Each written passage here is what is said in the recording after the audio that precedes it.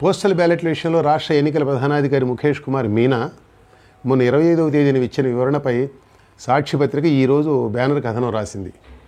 ఈ సడలింపులు పచ్చ సిరాతో అన్నది దాని హెడ్లైన్. పచ్చ అన్న 2 అక్షరాలను కోట్స్లో పెట్టారు. పసుపచ్చ రంగు టీడీపీ జెండా రంగు కదా, ఎన్నికల అధికారి టీడీపీ చెప్పినట్టు వ్యవహరిస్తున్నారని దాని భావం. కథనం లోపలికి వెళితే అందులో టీడీపీ చెప్పినట్టు చేస్తున్నారన్న ఆరోపణ నేరుగానే కనపడుతుంది. ఈ పోస్టల్ బ్యాలెట్ వివాదం విషయంలో కొద్దిగా వివరణ అవసరం. ఈసారి ఎన్నికల్లో పోస్టల్ బ్యాలెట్ వినియోగం బాగా పెరిగింది. జగన్ నేతృత్వంలోని వైసీపీ ప్రభుత్వం పట్ల ఉద్యోగులు తీవ్రమైన అసంతృప్తి ఉన్నారు కాబట్టి పోస్టల్ బ్యాలెట్లు అత్యధిక శాతం కూటమి అభ్యర్థులకు వెళతాయన్నది ప్రజల్లో ఉన్న భావన. దానికి తగ్గట్లే ఎన్నికల అధికారి ఇచ్చిన వివరణను వైసీపీ ప్రశ్నిస్తున్నది. నిజానికి మీనా ఇచ్చిన వివరణలో కొత్తగా ఇచ్చిన వెసులుబాటు ఏమీ లేదు. గత ఏడాది జూలై 19న కేంద్ర ఎన్నికల సంఘం జారీ చేసిన మార్గదర్శకాలనే మీనా మళ్లీ వివరించారు. పోస్టల్ బ్యాలెట్ డిక్లరేషన్పై అటెస్టేషన్ అధికారి సంతకంతో పాటు ఆ అధికారి వివరాలు రాసి ఉంటే ఎవరు ఏమిటనేది స్టాంపు లేకపోయినా అది చెల్లుబాటు అవుతుందని ఆయన వివరించారు. సంతకం ఒక్కటే ఉండి స్టాంపు లేకపోయినా సంతకం అధికారిదేనని సరిపోల్చుకున్న తర్వాత పోస్టల్ బ్యాలెట్ లెక్కలోకి తీసుకోవచ్చని మీనా ఎక్కడా చెప్పలేదు. ఇక్కడ కొంత వివరణ అవసరం. అగైన్ పోస్టల్ బ్యాలెట్లో 2 కవర్లు ఉంటాయి. కవర్ ఏ, కవర్ బి. ఒక డిక్లరేషన్ కాగితం ఉంటుంది, ఒక బ్యాలెట్ పేపర్ ఉంటుంది. ఓటింగ్ గోప్యత పాటిస్తానని చెప్పే డిక్లరేషన్పై ఓటర్ సంతకం చేసి బ్యాలెట్ సీరియల్ నెంబర్తో పాటు ఓటర్ వివరాలు రాసి సంతకం పెడతాడు. దానిని గెజిట్ అధికారి అటెస్ట్ చేస్తారు. ఓటు వేసిన పోస్టల్ బ్యాలెట్ను చిన్న కవర్లో పెట్టి ఆ కవరును డిక్లరేషన్ను ఓ పెద్ద కవర్లో పెడతారు. కౌంటింగ్లో ఈ పెద్ద కవర్లు తెరుస్తారు. లోపల డిక్లరేషన్ కానీ లేని పక్షంలో చిన్న కవరు తెరవకుండానే ఆ పోస్టల్ బ్యాలెట్ను తిరస్కరిస్తారు. గతంలో పోస్టల్ బ్యాలెట్లు పోస్ట్లో వచ్చేవి. ఇప్పుడు ఈ ప్రక్రియ అంతా ఫెసిలిటేషన్ సెంటర్లో జరుగుతుంది.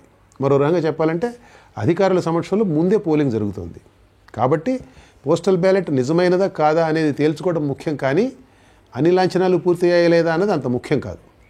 ఎన్నికల కమిషన్ కూడా మార్గదర్శకాల్లో ఇదే వైఖరి తీసుకున్నది. పోస్టల్ బ్యాలెట్కు సంబంధించిన అన్ని లాంఛనాలు పూర్తి చేయడం ఫెసిలిటేషన్ సెంటర్లోని అధికారుల విధి కనుక, వారి బాధ్యత కనుక ఏదో ఒకటి లేదన్న సాగుతో బ్యాలెట్ను తిరస్కరించడం సరికాదని ఎన్నికల కమిషన్ అంటున్నది. బ్యాలెట్ వెనుక ఆరో సంతకం, సీల్ లేకపోయినా అది సరైనదే అయితే దాన్ని తీసుకోవాల్సిందే. అలాగే చిన్న కవర్పై పోస్టల్ బ్యాలెట్ సీరియల్ నెంబరు, పెద్ద కవర్పై ఓటర్ సంతకం లేకపోయినా దాన్ని తీసుకోవాల్సిందే. ఇవి కొత్తగా ఇచ్చిన వెసులుబాట్లు ఏమీ కావు. ఎన్నికల కమిషన్ ముందు చెప్పిన విషయాలే, గతంలో చెప్పిన విషయాలే. డిక్లరేషన్కి సంబంధించి మాత్రం ఇంకా స్పష్టత రాలేదు. డిక్లరేషన్పై అధికారి సంతకం వివరాలు రాసి ఉంటే స్టాంపు లేకపోయినా బ్యాలెట్ని తీసుకోవాలని మాత్రమే మీనా చెప్పారు. సంతకం లేకున్నా, సంతకం ఉండి వివరాలు లేకున్నా ఏం చేయాలో ఆయన చెప్పలేదు. సంతకం ఉండి ఇంకేమీ లేకున్నా బ్యాలెట్ని తీసుకోవాలని ఆయన ఇచ్చిన మెమోలో ఎక్కడా లేదు. సంతకం వెరిఫికేషన్ కోసం అందరు అధికారుల సంతకాలు సేకరించి ఉంచాలని మాత్రమే ఆ మెమోలో ఉంది. మరి సాక్షి పత్రిక ఎందుకు అలా రాసిందో తెలియదు మనకి. నిజానికి సంతకం లేకపోయినా వెరిఫికేషన్ తర్వాత దాన్ని అనుమతించాలని ఎన్నికల కమిషన్ సూచించాలి. ఆ సూచన ఇవ్వాలని ఇప్పుడైనా అన్ని పార్టీలు అడగాలి. పోస్టల్ బ్యాలెట్ ఓట్లు తమకు రావన్న అభిప్రాయంతో వైసీపీ ఈ వెసులుబాటును వ్యతిరేకిస్తున్నది. నిజానికి ఆ పార్టీ కూడా దాన్ని స్వాగతించాలి. సరే, దాన్ని అలా ఉంచుదాం. ఎందుకంటే నిజానికి ఆ పార్టీ ఫిలాసఫీని అర్థం చేసుకోవడం తప్ప ఈ దశలో మనం ఏం చేయలేం. ఇప్పుడు అసలు విషయానికి వస్తాను. బ్యాలెట్ సక్రమమైనదే అని తేలిన పక్షంలో ఇతరత్ర లాంఛనాలు లేవన్న సాకులతో బ్యాలెట్ను తిరస్కరిస్తే ఆ ఓటర్కి అన్యాయం చేసినట్లు. ఆ లాంఛనాలు పూర్తి చేయాల్సిన బాధ్యత అధికారులది. వారి తప్పుకు ఓటర్ను బలి చేయడం అన్యాయం. అవునా? సాక్షి చెప్పాల్సిన మాట ఇది.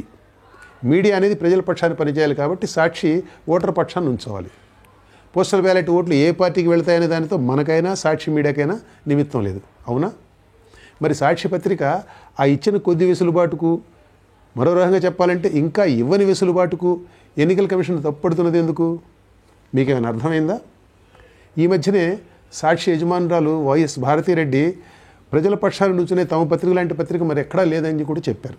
మరి ఈ వైఖరి ఎందుకు తీసుకున్నట్టు ఆవిడ వివరిస్తే బాగుంటుంది.